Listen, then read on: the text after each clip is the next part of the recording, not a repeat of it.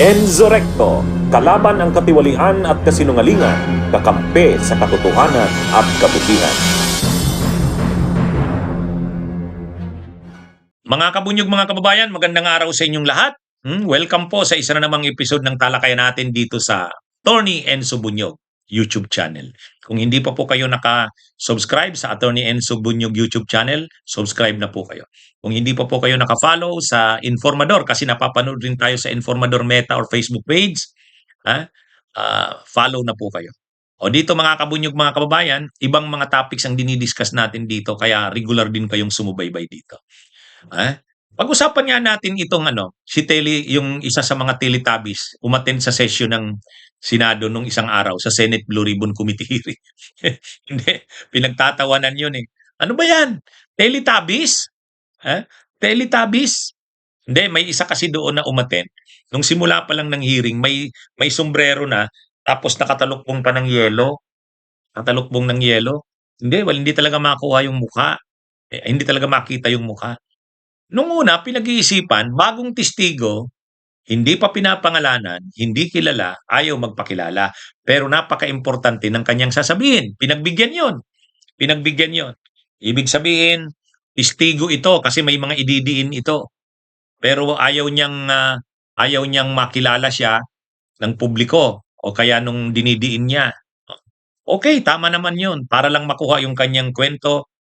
Nung present na, nagpakilala na, siya daw yung nakalagay doon sa table, yung sa niya, upuan niya, ang nakalagay, RD, o ibig sabihin Regional Director, DPWH, Gerald Pakanan, Mimarupa, Region 4B ng DPWH. Si Gerald Pakanan pala yun, ng DPWH Region 4B, Mimarupa.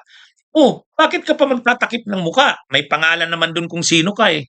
At saka kilala naman na yan. Maraming beses na yan lumabas sa TV. Alam nyo kung sino kasi yan si Gerald Pakanan. Si Gerald Pakanan, DPWH Regional Director yan ng 4B, yung Mimarupa, Mindoro. Bahagi yan ng sakop niya, Mindoro. Di ba yan yung unang controversial na projects na lumabas? Yung sa Nauhan, Oriental Mindoro, at saka yung ilang mga bayan sa Oriental Mindoro. Ang unang lumabas niya noon, nagsisimula pa lang itong mga anomalya sa flood control. Yung governor ng Oriental Mindoro, si Dulor, pumunta sa isang site ng project ng DPW. Ayaw siyang papasukin ng gwardiya doon. Ayaw siyang papasukin. Sabi ni Governor Dulor, Governor ako dito sa Oriental Mindoro, hindi mo ako papasukin? Anong klase yan? Sabi ng gwardiya, utos po ng bus namin. Ibig sabihin yung kontraktor.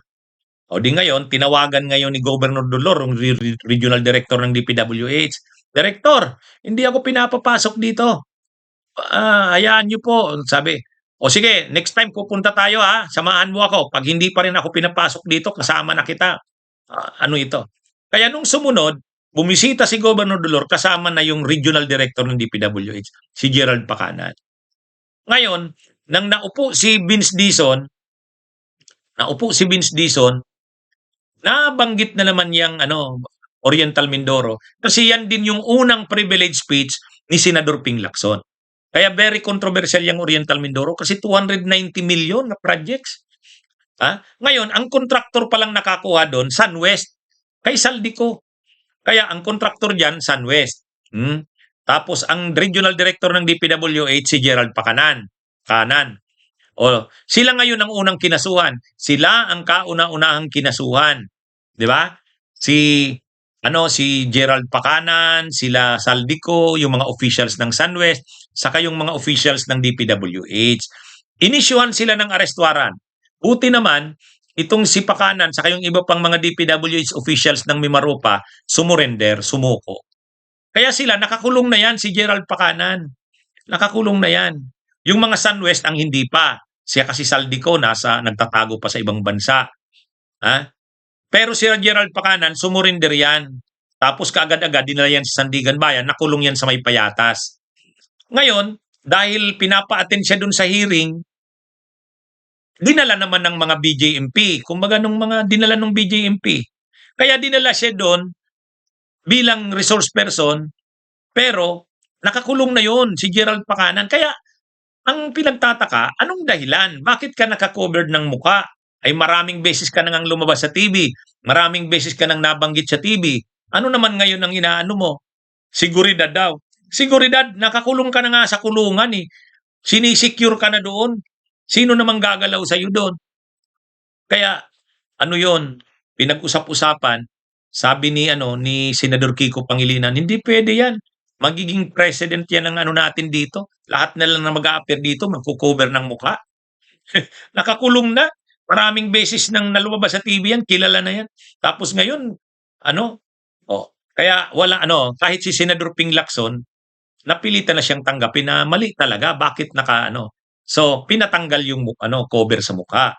Nung tinanggal yung cover sa mukha, nag-face reveal, yun, si Gerald Pacanan nga. Ngayon, meron pa ring talukbong dyan. Mukha pa lang nakita. Hindi pa rin nakontento si Senador Kiko Pangilinan. Sabi niya, alisin mo yan. Bakit meron ka pa rin dyan sa ulo mo? Alisin mo yan. Yun, inalis talaga. Kaya, yan yung controversial doon. Kaya marami nagtatanong sa atin, sino ba attorney yung pinaalis yung cover sa mukha? Parang Teletubbies. Si Gerald Pacanan yun. Kaya, pinag-usapan natin ngayon. Yan yun. Dating regional director ng DPWH ng Mimarupa. Ang Mimarupa kasi Mindoro, Marindoque, Romblon, Palawan. Yan yung Region 4B. Pero ang controversial doon yung Mindoro eh. Kaya siya nakasuhan. Ngayon, pinatawag sa Senado, resource person, mayroong mga importanteng kailangan itanong sa kanya. Dinala doon ng BJMP. Kaya lang balot sa naman, ayaw magpakita. Ang reason niya, security. Anong security? Nakakulong ka na sa security pang iniisip. Kaya hindi umubra yung mga paliwanag niya. Hindi umubra. Kaya pinatanggal yung takip ng mukha niya. Nag-face reveal ngayon. Kaya maraming nag-aano sa atin, attorney, sino ba yun? Kaya ginawa natin dito. Pinag-usapan natin ngayon. Okay, mga kabunyog, mga kababayan, magandang araw sa inyong lahat. Mabuhay po tayo.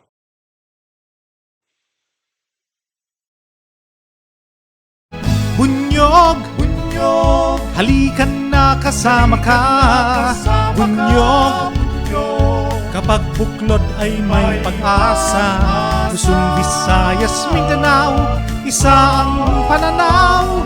Sa bagong Pilipinas ang bunyog isisigaw.